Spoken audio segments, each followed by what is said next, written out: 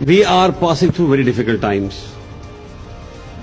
Pakistan was not like this. Let me share with you my experience. I was born in 1959. I have seen the heydays of Pakistan. Let me share few things with you. In 1962,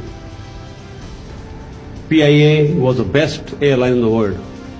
PIA and Japan Airline were the two airlines in entire Asia flying a jet engine aircraft, 707. India, Taiwan, Singapore, they were all flying Dakotas.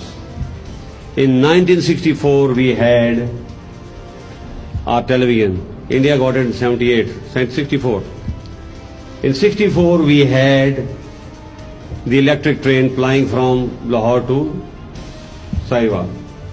I have seen Pakistan heydays. You had the cinema halls full, you had mosques full as well. Best of the movies would be shown over here. You know, the Beatles, they came to Karachi, they landed at Karachi.